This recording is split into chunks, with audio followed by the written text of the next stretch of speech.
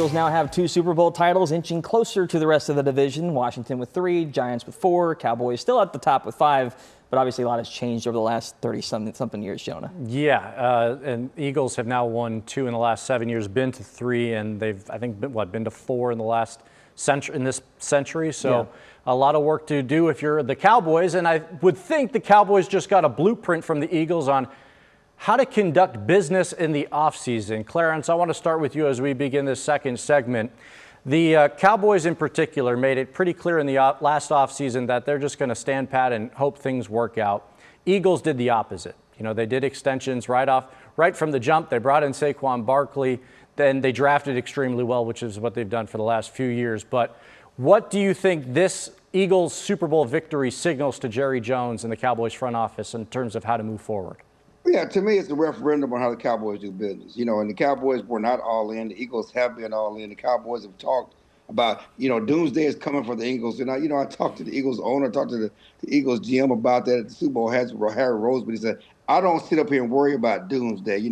We take care of our guys. Certainly their foundation is the draft. They've drafted a lot of stars on the team, but they've been able to supplement what they've done in the draft by adding guys on free agency. Certainly the big one was Saquon Barkley this year, the type of season he had. To me, everything the Cowboys didn't do and what the Eagles did this season, and for the Cowboys to go 7-10, for Eagles owner and GM to be in their 3rd or 4th Super Bowl since, in the last 7 years and finally win it, they are the standard in which the Cowboys are chasing. Mac, what do you think about the Super Bowl? What stood out to you? Bored the hell out of me. The thing that stood out to me, honestly, is that Jalen Hurts should not have won the MVP award. And he had a great game, but the defensive front 4 of the Philadelphia Eagles should have been the MVP. Josh Sweat, name them. They're the reason they won. And I know the offense, Saquon Barkley didn't do anything in that game. Jalen Hurts had a really nice game. But that team and that Super Bowl champion was on the back of that front 4 that harassed Patrick Mahomes all day. And if you want to know the quickest way to make a difference in this current NFL, if you don't have that quarterback, get a couple guys who can get after that guy. Because what that defensive front 4 did in that Super Bowl was the reason why they are Super Bowl champions. And the Cowboys have one of those guys right now, one of those guys in Micah Parsons.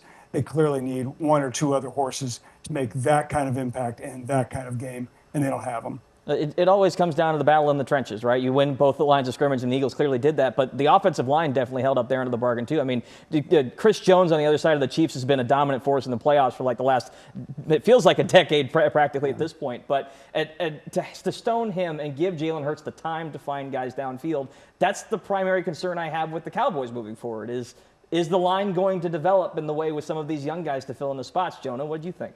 I don't think so. I mean, all I do when I see the Eagles play football is see how far away the Cowboys are from reaching that measuring stick. I mean, it just feels like totally worlds apart, not just in terms of like how they conduct business. I mean, Eagles are doing extensions like the moment, they get to the offseason, trying to avoid, the market price from going higher.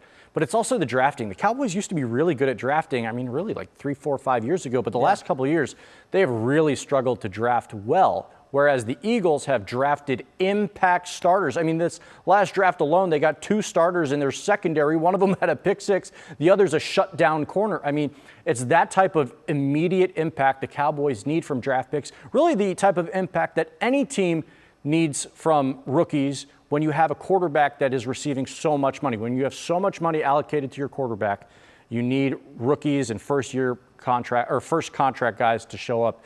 And that's really been the case for the Eagles. We've got a fun segment up next, but really quick. Clarence, what was your favorite part about New Orleans? So many different things. Bourbon Street was wild, certainly, but Jerry Jones at the NFL honors stand, it's a shocker that we're not in the Super Bowl. What? What? How is this a shocker that the Cowboys not in the Super Bowl? It wasn't a shocker. You did nothing to improve that team. Jerry Jones will still say things that just boggle your mind. Of course, he and Deion Sanders had a little joke at the NFL honors, making fun of everybody who made a big deal about that conversation, because that never was going to happen. Deion Sanders was never a serious candidate. Speaking of NFL honors, though, I'm thinking back to the joke that Snoop Dogg threw out. Oh Remember when my the Cowboys God. were good? I mean, Mac, we joke about them being a punchline now, but they're not really hiding it anymore. I mean, come on. It's true. They're kind of in on the joke. And Jonah, I've been dying to say this. You were sitting there celebrating Mark Cuban's unique loyalty and love of the Dallas Mavericks and that we were spoiled by it. Brother, we've been spoiled and somehow cursed with that way before Mark Cuban, because no one has been more loyal to his team than Jerry Jones. Yeah. He was the original Cuban, and the only difference is his results have been a little bit different the last 25 years. Yeah. And the best part about that joke was not about the Cowboys, really about Bill Belichick's girlfriend. But hey, I ain't touching that one with a 10-foot pole, man. Back to school night.